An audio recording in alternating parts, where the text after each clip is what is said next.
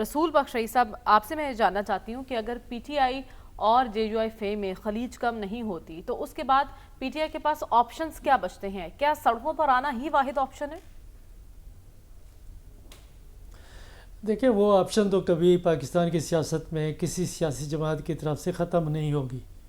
اور یہ ہمارا احتجاجی مزاج ہمیشہ سے رہا ہے، اور اس میں پچھلے 10-15 سال میں اس میں ذرا تیزی آئی ہے۔ وہ تو ہوگا،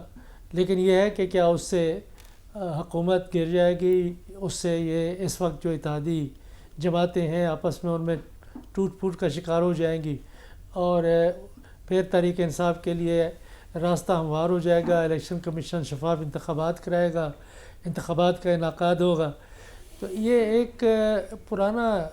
مطالبات کی فہرست ہے، اور یہ جو تحریک چلانے کے دعوے ہیں وہ بھی ہیں۔ تو یہ مجھے تو ابھی میں یہ ایک چیز میں حتمی طور پہ کہہ سکتا ہوں، پاکستان کی سیاست میں، اگرچہ سیاست کے بارے میں حتمی طور پہ کہنا مشکل ہے، لیکن چونکہ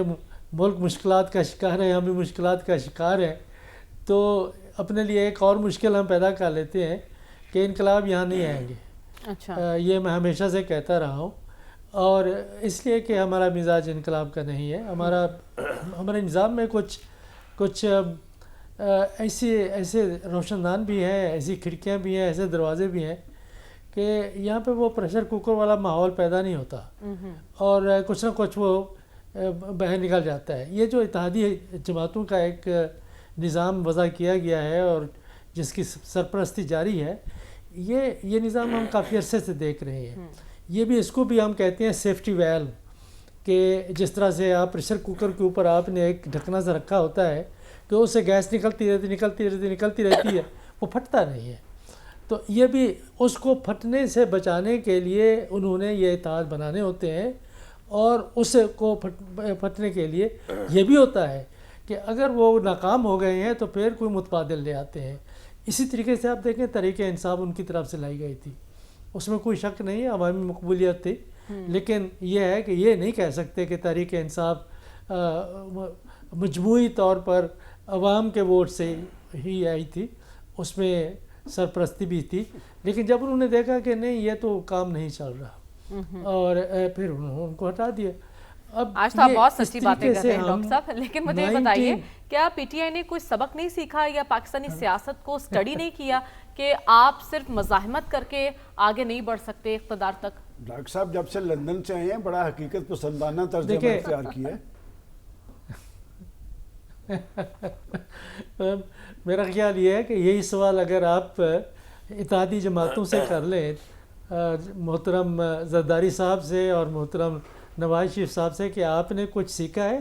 اور اس سیکھنے سے کہ آپ نے پاکستان کو یا پاکستان کے جمہوری نظام کو، آئینی نظام کو کچھ فائدہ پہنچانے کی کوشش کی، یہ سوال ان سے بھی بنتا ہے، یہ سوال سرپرستی دینے والوں سے بھی بنتا ہے کہ ہم نے مجموعی طور پر، یہ ایک پرانا سوال ہے سرخان صاحب کا جو ہم بار بار دہراتے رہتے ہیں کہ ہم نے تاریخ سے سبق نہیں سیکھا، تو یہ سب کا معاملہ وہی ہے، ہم پھنسے ہوئے ہیں۔ اور یہ ایک چیز ذہن میں رکھیں کہ آپ دیکھیں کہ یورپ میں کیا تبدیلی آ رہی ہے، روس کا کیا رویہ ہے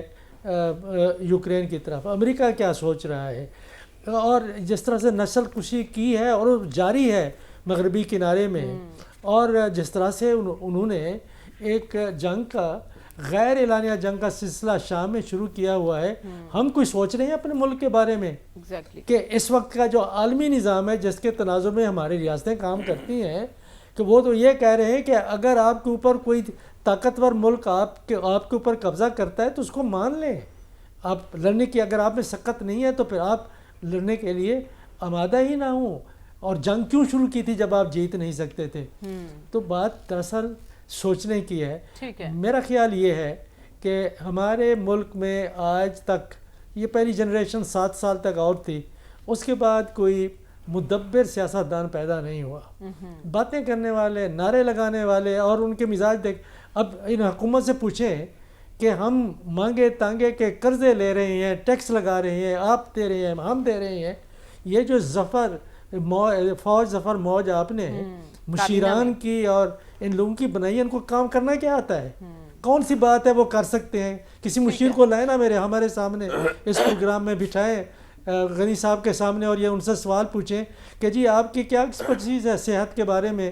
آپ کی تجارت کے بارے میں، آپ کے فلان کے بارے میں، کچھ تو پوچھیں نا ان سے کہ اتنا پیسے جو آپ لے، کون سا ایم این اے ہے جو کوئی پارلیمانی سیکریٹری نہیں ہے کسی کو کہ ایم این اے ہونے کے باوجود ان کو کوئی اور انہوں نے ایسی چیزیں سونپی ہوئی ہیں جس سے ان کو پیسہ ملتا ہے۔ المیہ یہ ہے نا کہ آج کے جو سیاستدان ہیں وہ خود کو جواب دہ ہی نہیں سمجھتے عوام کے آگے، اور آپ جیسا کہ فرما رہے ہیں کہ لیڈرشپ کا فقدان ہے، اس لیے ہم آج ان کرائسس کا شکار ہیں۔ رسول بخش رئیس صاحب آپ کی نظر میں بالکل صحیح کہہ رہے ہیں، بلدیاتی سسٹم افسر شاہی کے رحم و کرم پر کیوں ہے، اور ایک سجیشن آیا ہے نئے صوبے بنانے کا، کیا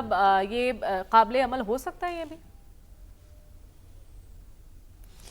دیکھیں جو بھی فیصلہ ہوگا کہ نئے صوبے بنانے ہیں یا آپ نے مقامی حکومتوں کا نظام چلانا ہے، یہ فیصلہ نہ زرداری صاحب نے کرنا ہے نہ نواز شریف نے کرنا ہے، یہ فیصلہ جس نے کرنا ہے ان کو کر لینا چاہیے جو بھی فیصلہ کرنا ہے۔ میں تو اس حق میں ہوں کہ صوبوں کی ایک گہری تاریخ ہے، ان کو ختم کرنے کی بجائے آپ مقامی حکومتوں کا نظام لے آئیں اور آئین میں ترمیم کروائیں۔ دونوں صورتوں میں آپ کو آئین میں ترمیم کرنی پڑے گی، اور اس وقت آج جس طریقے کا نظام ہے میں سمجھتا ہوں کہ اگر ہماری بڑی حکومت یہ چاہے کہ یہ نظام ٹھیک ہو جائے تو وہ بالکل ہو سکتا ہے۔ آئینی ترمیم لے آئے، آپ کی جمہوریت بھی ٹھیک ہوگی، آپ کا ملک بھی ترقی کرے گا، خوشحالی بھی آئے گی، اور ایک جواب دہی کا عمل بھی شروع ہوگا۔ یہ جو ہم نے موروثی سیاست کے 2 گھرانے بنا دیے ہیں اور پھر چھوٹے چھوٹے بھی 5-10 اور ہیں، اور پھر اس کے بعد بے شمار ہیں، جتنا قیادت دنیا میں ابھری ہے اور جہاں جہاں جمہوریت میں کچھ ترقی ہوئی ہے وہ صرف مقامی حکومتوں کی بنیاد پر ہوئی ہے۔ یہ لوگ جاتے نہیں ہیں، انگلینڈ میں نہیں جاتے، برطانیہ میں نہیں جاتے، امریکہ میں نہیں جاتے، یہ جرمنی میں ہر جگہ جاتے ہیں۔ ان کو پتہ ہے کہ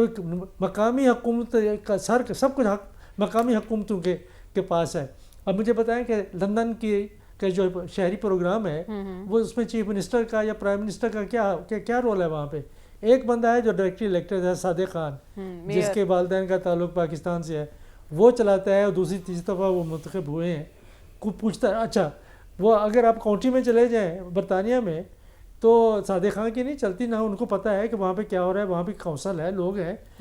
لوگوں کو ذمہ دار بنائیں، لوگوں کو اختیارات لیں، لوگوں کو آپ وسائل دیں۔ یہ جو ہمارے ذہن میں ہماری سیاسی ثقافت کی بات کر رہا ہوں، اور ویسے بھی معاشرتی ثقافت میں بھی